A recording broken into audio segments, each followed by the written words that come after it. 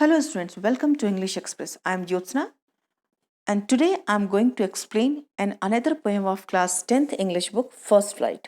The title of the poem is The Trees, written by Edwin Rich. In this poem, the poetess talks about a serious issue that is deforestation. पोइटिस कहती हैं कि एक तरफ तो हम अपने घरों में प्लांट्स लगाते हैं डेकोरेशन के लिए या फिर अपना जो प्रेम है, अपना जो प्यार है वो नेचर के प्रति दिखाने के लिए, और वहीं पर दूसरी तरफ हम पेड़ों को जंगलों से काट रहे हैं। पोइटिस कह रही हैं कि पेड़ों का जो सही जगह है वो क्या है, घर नहीं बल्कि जंगल है, फॉरेस्ट है। तो आइए देखते हैं कि पोइटिस इस इशू को कैसे हमें बता रही हैं या कैसे अपने रीडर्स तक पहुंचाती हैं। तो let's start the poem. The trees inside are moving outside.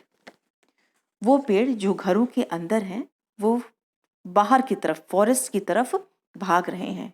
The forest that was empty all these days.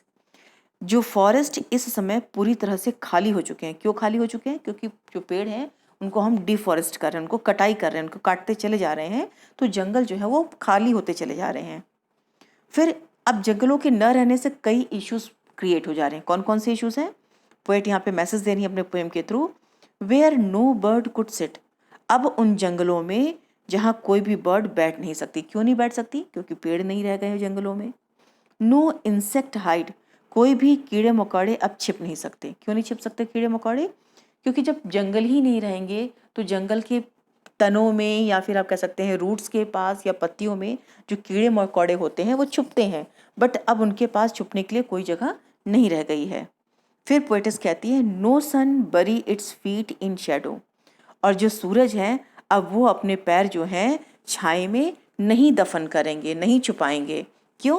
क्योंकि पहले जब शेडोज आते थे, जब लीव्स होती थी, तो उनके शेडोज को क्रॉस करके जो सन की रेज है वो नहीं जा पाती थी, लेकिन अब वो ऐसा नहीं हो रहा है। The forest that was empty all these nights. वो फॉरेस्ट जो रातों को खाली पड़े हैं इस समय, will be full of trees by morning. सुबह तक भर जाएंगे ट्रीज से। क्यों ऐसा पोएटिस कह रही है? पोएटिस लास्ट लाइन में ऐसा इसलिए कह रही हैं क्योंकि उन्होंने स्टार्टिंग में हमें बताया पोएम के कि जो ट्रीज हैं वो क्या कर रहे हैं, वो फॉरेस्ट की तरफ, जंगल की तरफ जा रहे हैं। तो जब जंगल की तरफ जाएंगे तो वो जंगल जो है वो ट्रीज से भर जाएंगे। Now move to the next stanza. All night the roots work. पूरी रात जो रूट्स हैं, जो जड़ें हैं, वो वर्क करती हैं, काम करती रहती हैं। क्या काम करती हैं? To disengage themselves from the cracks in the veranda. जो वरांदा है, जो बाहरी हिस्सा है इनका, उसके फ्लोर से, उसकी ज़मीन से, उसमें जो क्रैक हो गई हैं उससे खुद को डिसएंगेज कर रही हैं, मतलब खुद को छुड़ाने की कोशिश कर रही हैं। क्यों छुड़ाने की कोशिश कर रही हैं? क्योंकि वो कहाँ जाना चाहती हैं? फॉरेस्ट में। The leaves strain towards the glass. और जो पत्तियां हैं वो भी खुद को खींच रही हैं, खुद को एफर्ट लगा रही हैं ग्लास को तोड़ करके बाहर जाने के लिए। स्मॉल ट्विग्स हैं, जो छोटी छोटी टहनियाँ हैं घरों में लगे हुए पौधों की, वो भी अकड़ गई हैं। किससे? एक्सर्शन से, मतलब थकावट से। जो वो लगातार पेन कर ले रही है बाहर जाने के लिए, वो भी अब लगातार पेन लेते लेते थक चुकी हैं और अकड़ चुकी हैं। Long cramped boughs shuffling under the roof.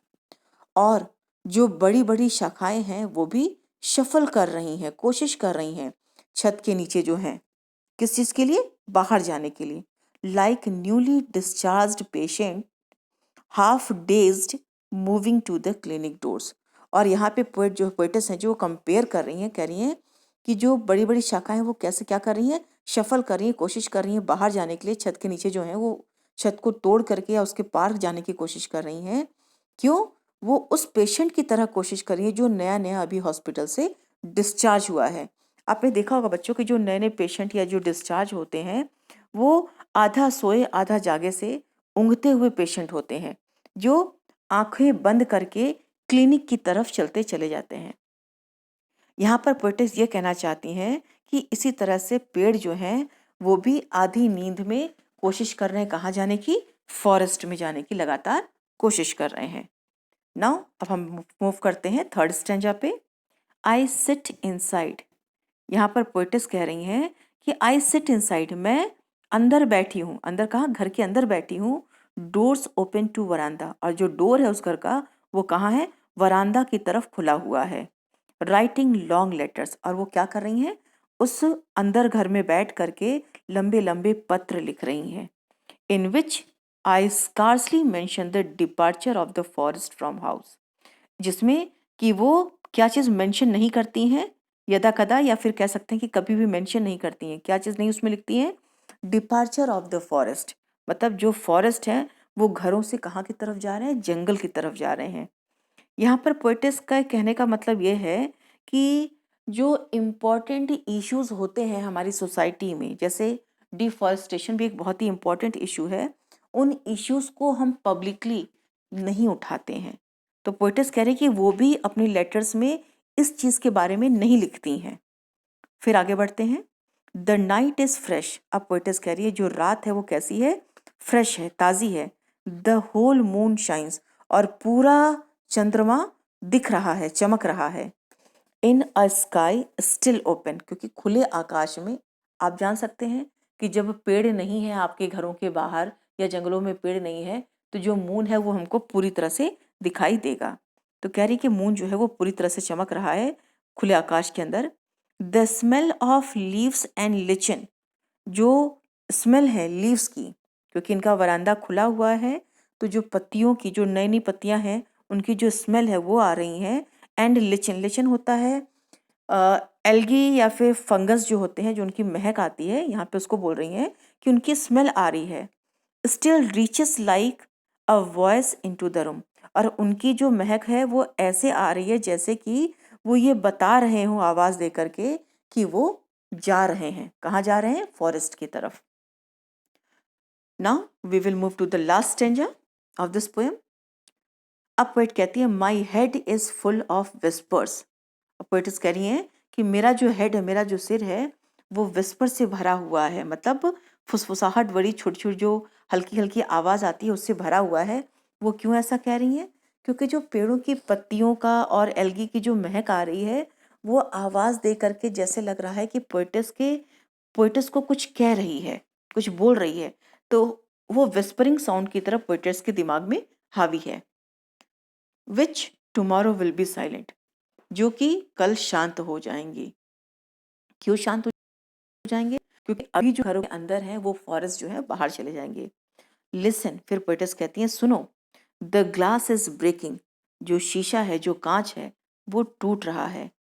The trees are stumbling forward into the night, रात के समय जो ट्रीज हैं, जो पेड़ हैं, वो क्या कर रहे हैं?